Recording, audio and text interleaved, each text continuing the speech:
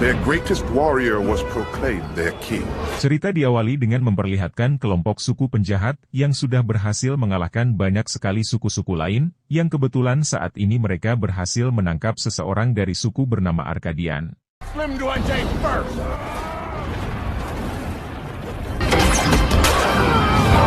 Yang ketika suku penjahat tersebut akan membunuhnya, tiba-tiba ya muncullah pendekar yang bernama Matayus yang merupakan adik dari suku Arkadin yang sedang diikat. Di mana, Matayus yang seorang diri berhasil menyelamatkan kakak kandungnya, sekaligus mengalahkan suku penjahat hanya sendirian saja.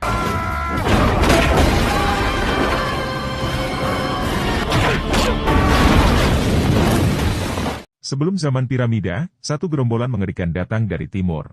Mereka memiliki seorang raja bernama Memnon yang merupakan ahli pedang terbaik yang pernah hidup di dunia ini. Di mana ia dan pasukannya menjajah seluruh bangsa-bangsa dan menantang semua suku untuk melakukan peperangan.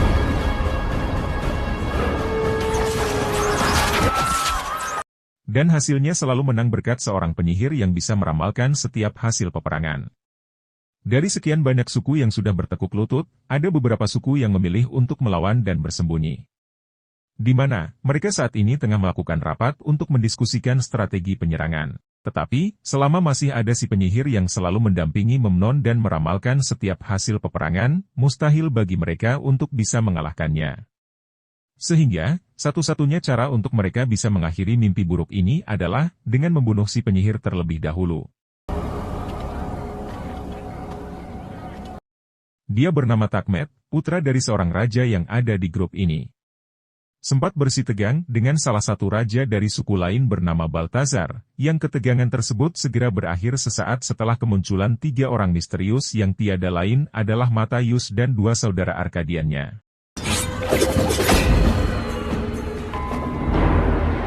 Suku Arkadian ini dikenal sebagai suku pembunuh bayaran yang sejak kecil memang dilatih hanya untuk membunuh, itulah alasan ayah Takmet mengundang mereka kemari.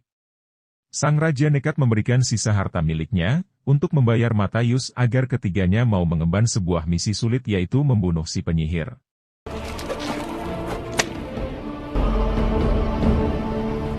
Mengendarai unta kesayangannya, Matayus dan 2 saudaranya pun akhirnya tiba di tempat tersebut. Ketiganya langsung melumpuhkan satu persatu penjaga untuk bisa masuk ke dalam tenda si penyihir.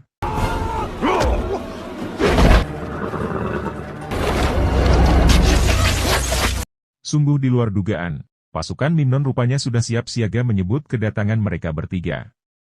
Matayus berhasil lolos, sedangkan 2 saudaranya berhasil tertangkap dengan salah satunya yang tewas akibat terkena tusukan anak panah.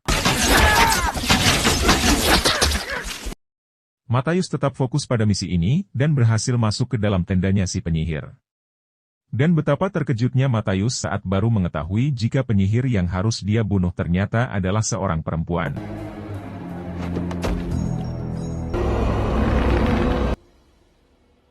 Sedangkan prinsip suku Arkadia adalah pantang membunuh anak-anak dan perempuan.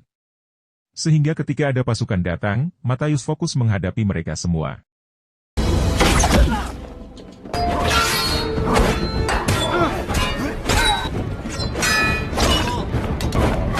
Pada akhirnya, Memnon berhasil menangkap Matayus berkat bantuan dari seorang pengkhianat yang tak lain ternyata adalah si Takmet, si anak raja yang memilih untuk bersekutu dengan penjahat, setelah ditawari jabatan penting di kerajaannya. Tak hanya itu, Matayus juga harus menyaksikan satu momen menyakitkan, saat Memnon dengan begitu teganya membunuh saudara kandungnya tepat di depan mata kepalanya sendiri.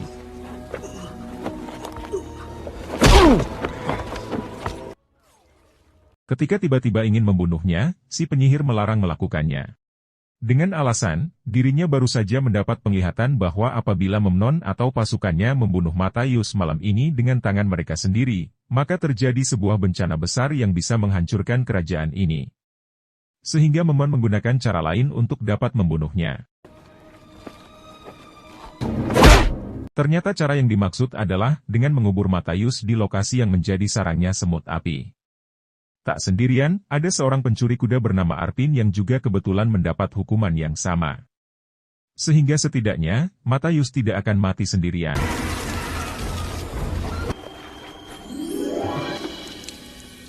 Dan entah bagaimana caranya Arpin bisa meloloskan diri, namun dia langsung melumpuhkan dua penjaga yang sedang mengawasi. Arpin rupanya tipikal orang yang gemar berpetualang, sehingga dia bersedia untuk membantu apabila Matayus mengajaknya dalam petualangannya. What? Sesampainya di kota dekat istana kerajaan, Matayus menggunakan Arpin yang menyamar menjadi seorang buronan, untuk bisa masuk melewati penjaga gerbang. Yang setibanya mereka di dalam, Arpin ditugaskan untuk menjaga unta peliharaannya. Sementara Matayus akan menelusuri sudut-sudut perkotaan untuk menemukan jalan rahasia yang aman untuk bisa masuk ke dalam istana.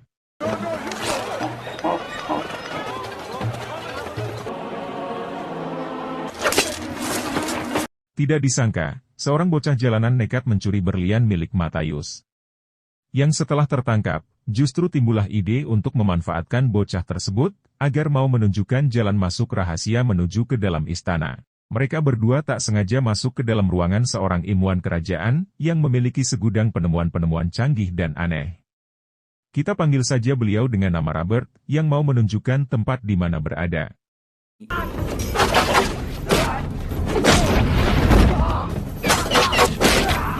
Saat ini, julukan ahli pedang terhebat yang disematkan kepada Memnon. Saking hebatnya, Memnon terbukti mampu menangkap sebatang panah yang dilesatkan tepat ke arahnya.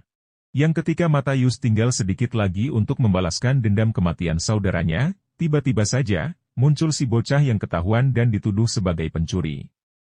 Sehingga Memnon menyuruh Takmet untuk potong kedua tangannya, sebagai hukuman atas perbuatan tersebut.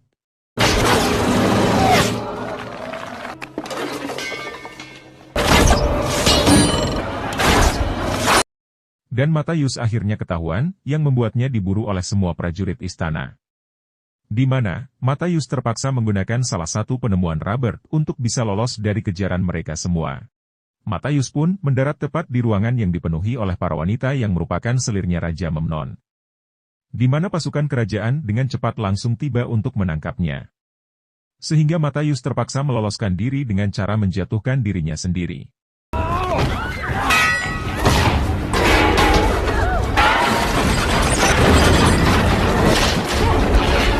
Tidak disangka, Matayus mendarat tepat di kamar mandi tempat ibadahnya si penyihir, yang kebetulan sedang tidak mengenakan pakaian. Yang karena para penjaga sudah berada di luar, Matayus tidak memiliki pilihan lain selain membawa serta si penyihir untuk kabur melalui jalur pembuangan.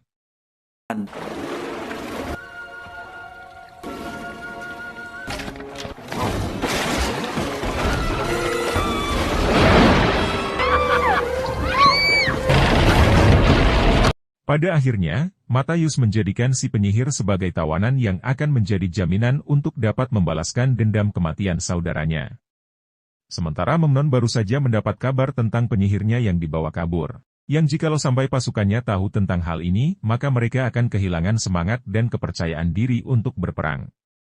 Sehingga Memnon mengutus seorang komandan, untuk mengambil kembali si penyihir dan menitipkan sebuah anak panah.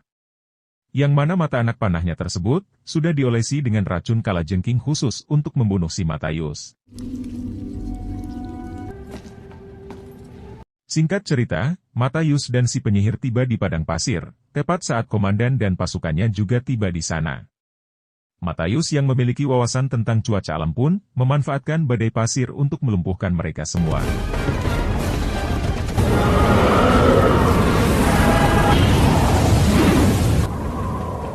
Saat si komandan pasukan sedang bersembunyi di dalam gua, itulah salah satu prajuritnya tenggelam di dalam pasir hisap yang tentu saja akan menambah kesulitan mereka untuk bisa membunuh Matayus.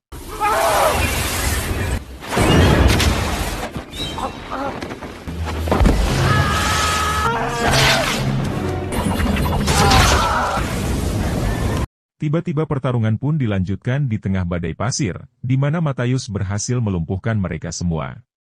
Namun sebelum kematiannya, si komandan sempat berhasil menancapkan anak panah beracun kalajengkingnya.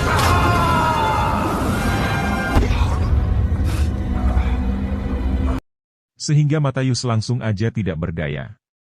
Malamnya, si penyihir yang kasihan pun menggunakan kekuatan supranaturalnya untuk mencabut racun kalajengking dari dalam tubuh Matayus. Sehingga hal tersebut tak sengaja membuat tubuh Matayus akhirnya kebal terhadap racun kalajengking yang mungkin akan dia dapatkan di waktu mendatang. Keesokan paginya, ketika sedang melanjutkan perjalanan, mereka tak sengaja bertemu dengan Robert, ilmuwan yang sedang melakukan uji coba serbuk ajaibnya. Yang sebenarnya itu bukan serbuk ajaib, tetapi bubuk mesui. Matayus dan kawan-kawan pun berjalan, dan berhasil menemukan sumber air. Yang ketika sedang asyik, ternyata lokasi ini adalah wilayah tempat persembunyian Baltazar dan kaumnya,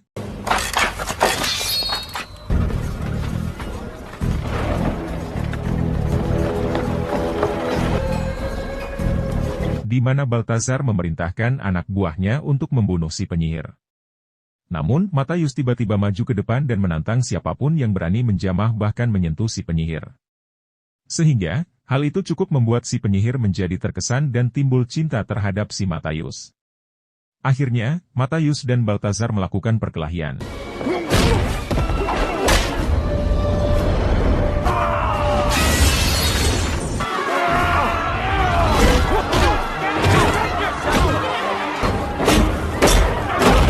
Pada akhirnya Baltazar harus mengakui kekalahannya. Matayus memberikan semangat kepada Baltazar dan kaumnya bahwa mereka tidak bisa terus sembunyi dan menunggu Memnon menemukan tempat persembunyian mereka. Sehingga satu-satunya cara paling masuk akal sekarang adalah dengan bekerja sama dan menyusun rencana untuk melakukan penyerangan terhadap Memnon dan kerajaannya. Saat malam tiba, si penyihir kembali mendapat penglihatan tentang pasukan yang mendatangi tempat ini, dan menimbulkan korban jiwa yang sangat banyak sekali. Sehingga dia segera menemui Matayus untuk memberitahukan hal itu, termasuk memberitahu tentang bagaimana cara Matayus mati. Yang sebelum si penyihir selesai berbicara, Matayus langsung menyela tentang takdir seseorang bahwa semua sudah ada yang mengaturnya. Lantas mereka berdua pun tidur bersama.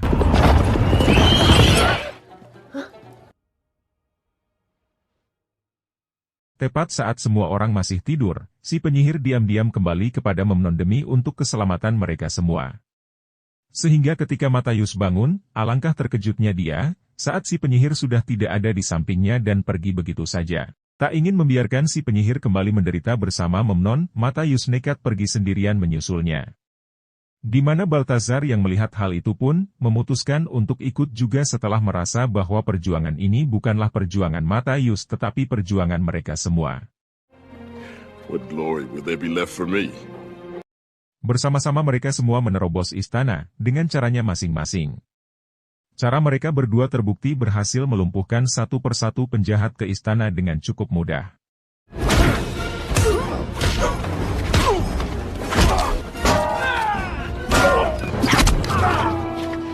Sementara itu, Memnon tengah mengadakan pesta. Tepat saat panglimanya kembali mempertanyakan tentang di mana si penyihir. Kenapa selama berhari-hari tidak muncul? Panglima hanya menyampaikan kekhawatirannya, para prajuritnya yang memang selama ini mereka itu punya kepercayaan diri. Karena ada si penyihir yang selalu bisa meramalkan setiap hasil peperangan. Sehingga apabila si penyihir tidak ada, atau bahkan tidak terlihat sama sekali, maka hal itu akan menjadi pertanyaan tersendiri bagi para prajuritnya. Dan tak lama kemudian, muncullah penyihir tersebut, dengan kostum sangarnya. Yang karena si Panglima dianggap sudah memalukan rajanya sendiri, maka Memnon langsung membunuhnya saat itu juga. Di ruangan pribadinya, Memnon merasa curiga kepada si penyihir yang dibiarkan hidup oleh Matayus. Ia juga merasakan adanya perubahan pada si penyihir yang sudah mulai kehilangan kekuatannya. Karena perlu diketahui, bahwa si penyihir memiliki pantangan yang apabila dia melakukan hubungan badan, maka kekuatannya akan hilang atau berkurang. Sedangkan kita tahu bahwa si penyihir tadi, sudah melakukan percintaan dengan Matayus. Sesaat sebelum dirinya pergi, Memnon melakukan sedikit tes, untuk mengetahui apakah kekuatannya masih ada atau tidak. Tes itu sendiri, mengharuskan si penyihir untuk memilih 2 dari 6 pot yang diisi dengan ular kobra. Yang jika memang kekuatannya masih ada, tentulah dia bisa memprediksi pot mana yang tidak ada isinya.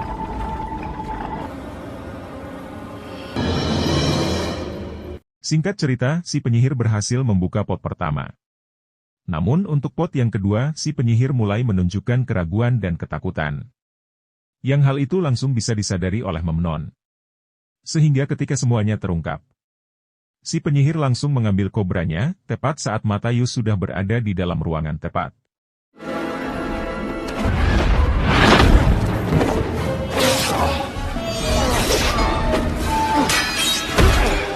Saat Memnon dan Matayus masih melakukan pertarungan, muncullah Baltazar yang berhasil menerobos pasukan keamanan.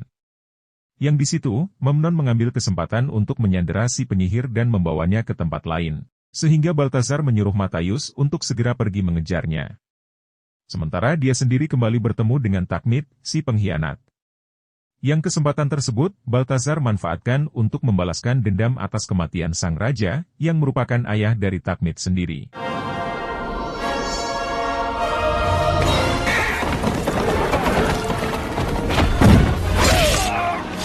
Setelah Baltazar sanggup menghandle semua prajurit-prajurit yang ada di luar, kini giliran Matayus yang harus mengalahkan Memnon seorang diri.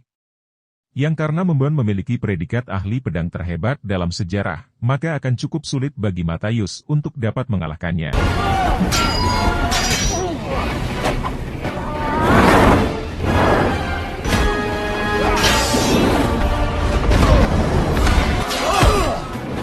Dan sesuai dengan ramalan si penyihir, Matayus pun harus tumbang terkena tembakan anak panah yang untungnya tidak sampai membuatnya tewas. Tepat saat si Robert meledakkan gerbang istana menggunakan serbuk ajaibnya, kini giliran Matayus dan Memnon melakukan duel final. Di mana ini akan menjadi momen pembuktian siapa yang lebih jago di antara mereka berdua. Yang karena tarikan busur Matayus lebih kuat, Memnon pun gagal menghalau anak panahnya.